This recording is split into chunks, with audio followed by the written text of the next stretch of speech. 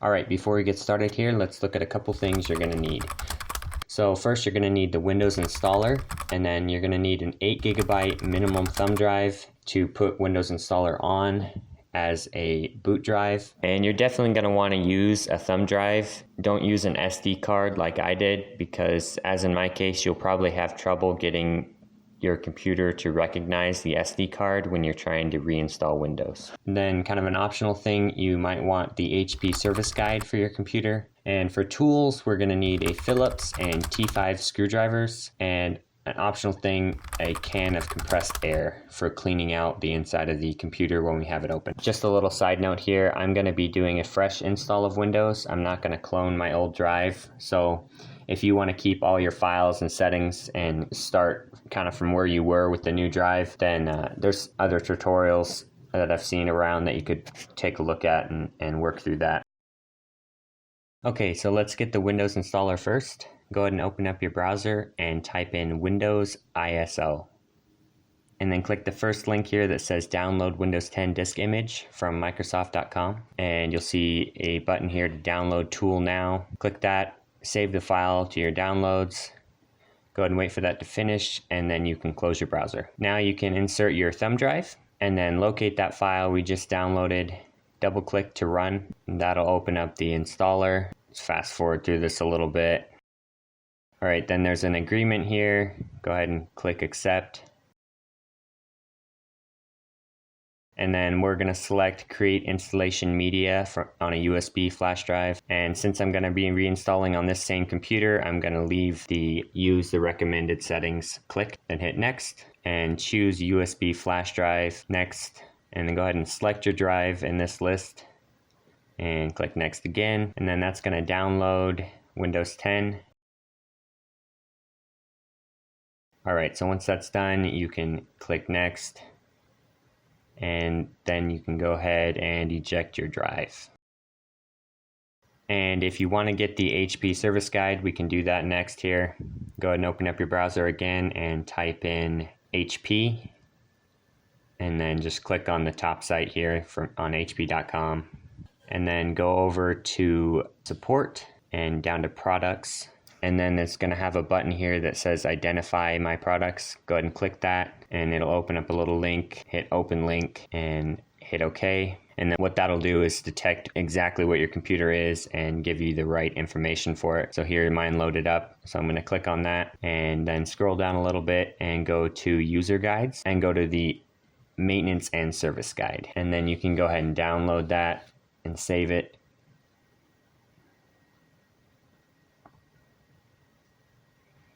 And what this guide will do is it'll show you a couple things, like how to get into the back cover, and then it also shows you how to get the BIOS up. I'll show you how to get that up once we get to that point, but just in case you want a written guide on how to do a couple of these steps, this guide will show you just about everything you'll need. So I'm going to close my browser now, and then we'll start taking the back cover of the laptop off. Okay, so after everything is backed up and you have your boot drive for reinstalling Windows, then you can power off the computer and unplug everything. Make sure you don't have power plugged in or any other USBs. And then we can turn the computer over, have a rag underneath it, and then you take your T5 driver and you can take out the screws. They're all T5, but there are a couple different lengths, so you want to make sure you keep track of that.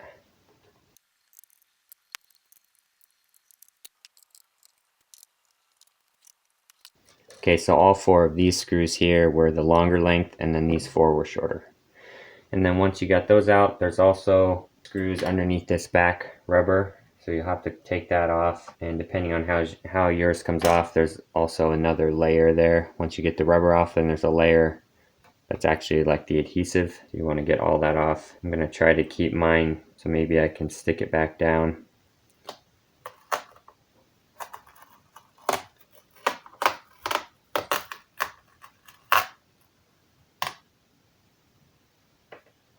Okay, so there's 3 more screws underneath that rubber, and they're actually a Phillips head. And they're all the same length. Okay, so after you have those screws out, you can take a plastic tool like this one and separate the back cover at the hinges here.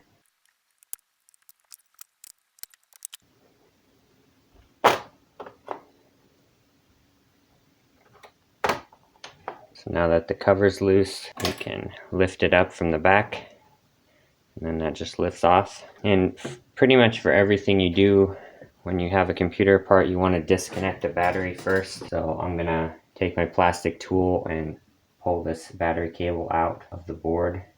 It just pulls straight back out of that connector there. And then here's the hard drive over here. This connector here, you just lift up this little plastic tab like that, and then you can pull this wire cable straight back out of there like that, and then you pull the hard drive, you can just lift it out of there then. And then I'm going to disconnect this connector here, just pulls straight off. I'm going to reuse that, and then I'm going to take this rubber casing off the hard drive, and I'll probably put that on the new drive too.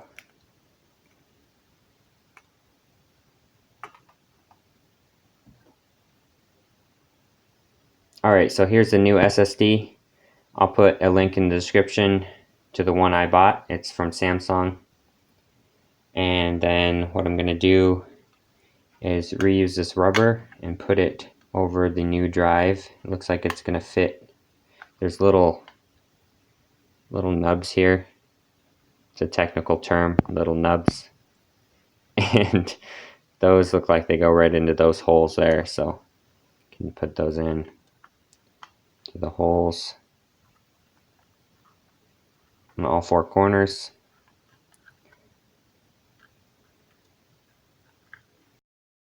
And then I'm going to take the cable and plug it back in as squarely as I can to the new drive.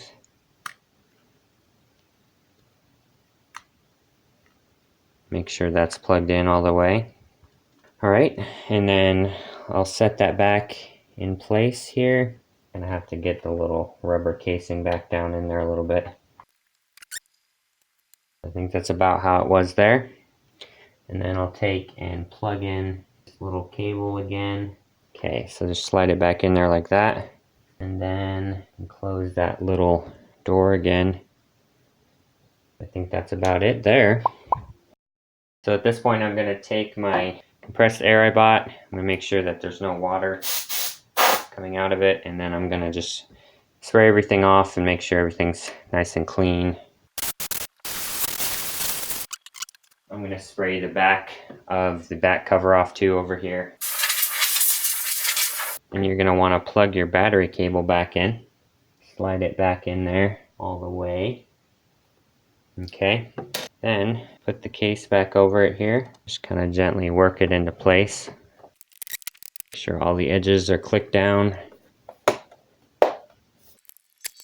Then I'm going to put the screws back in here. Put these short Phillips ones in first. None of the screws were very tight, so I'm kind of going to follow suit there and just put them back kind of how they felt when I took them out. They do have thread lock on them, so that'll probably keep them in there anyway.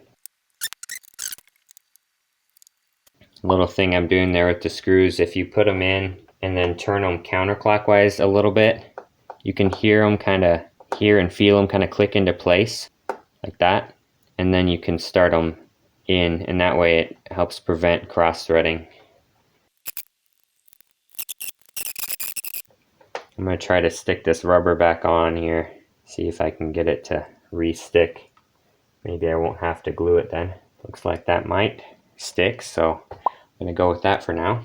Alright, I'm going to turn the computer back over and start the reinstalling Windows process, and I'll be right back. Okay, so everything's back together there. I went ahead and plugged the power back in. Then I'm gonna insert the boot drive, and then as soon as I push the power button, to get into the BIOS menu, I'm going to press escape until I see the menu come up. Press it a bunch of times until you see it up. So here I got this window that said the CMOS checksum was invalid. I'm not exactly sure what that means. It says that it's going to reset that to the default value and then reboot the system. So I just waited for that to reboot, and then at this point, if you were using a thumb drive for your boot drive like I should have been, your computer will probably automatically detect it and start installing Windows. If it doesn't though, you're going to have to go into the BIOS setup and change the load order, and I'll show you how to do that next. So this is where it says that the boot device is not found, and that's probably because I used an SD card rather than a thumb drive. So if you're using a thumb drive, you might not get this window, but if you do, then you gotta go to BIOS settings. And to do that, what you're gonna need to do is hold your power button until the computer shuts off again, and then turn it on and press escape multiple times until you see the boot menu come up. As you're pushing the escape button, you'll see words pop up in the bottom left corner that say escape, pause, startup. After you see those come up, stop pressing escape and wait for the boot menu to load. Okay, so the first time it still didn't recognize the boot drive, so what I did is I put it in a USB adapter. So I think what can sometimes happen is it loses the driver for the SD card reader, so that won't work. So I'm going to try it in a USB adapter, and then go to F10 again, and then you go over to system configuration up here, and then go down to boot options, press enter, and then you can go down all the way to here where it says USB diskette, and then you can move that device up higher in the list with F6. So I'm going to put that up at the top, and then F10 is save and exit. So I'm going to do that, hit enter, and then we'll see if it boots from the drive now.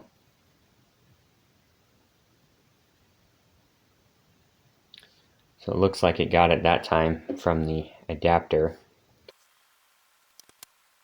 Got the HP emblem anyway, that should be a good sign. Alright, so this is what I was looking for.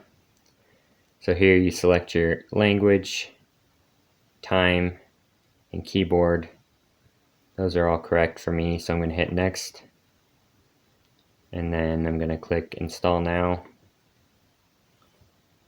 And it'll start the setup and go through that process. There's one more thing I read while I was researching this, is once the Windows installs, the computer will restart. I'm going to hit accept on this. So I think I'm going to hit custom install Windows only, because this first option here says that this option is only available when a supported version of Windows is already running. So we're going to use the custom one, and we're going to select the drive there. That's the new SSD there, and hit next. And it looks like it's installing. So what I was saying before is after this finishes, Windows will restart, is what I read anyway. And then I might have to go back to the BIOS setup and change the boot order back to the way it was, because if it boots from the drive again, then it will reinstall Windows again. So I might have to do that. We'll see what happens here though. So I'm just going to wait for this to finish, and then I'll be back with you guys. Alright, so it finished up now, and now it's restarting. Let's see here if it boots from the drive again. Alright, so it booted from the drive again. So I'm going to cancel this. Hit yes. And then my computer is going to restart, it said.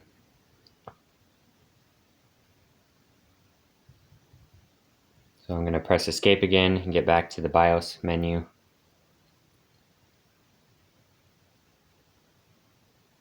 Okay, and I'm going to go back to press F10, go back over to system configuration, go to boot options, press enter, and then I'm going to put this back the way it was. So I'm going to select the USB diskette one, and then I'm going to press F5 to move it back down.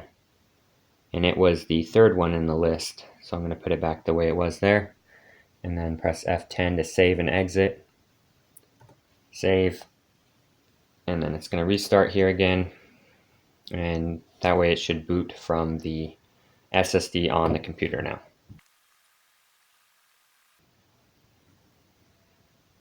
So it looks like that's working. I'm just leaving the USB in there still just in case it needs some more stuff from there. Not sure if it's gonna or not.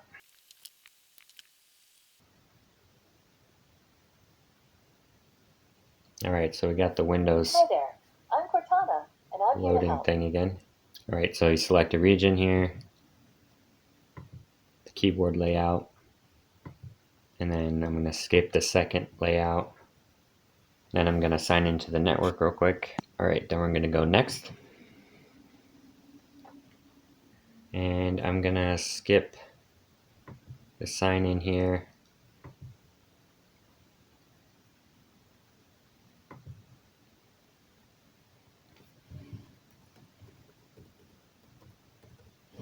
These settings you can decide for yourself what you want to do. For most of these I turn them off. In fact, for all of them I turn them off, but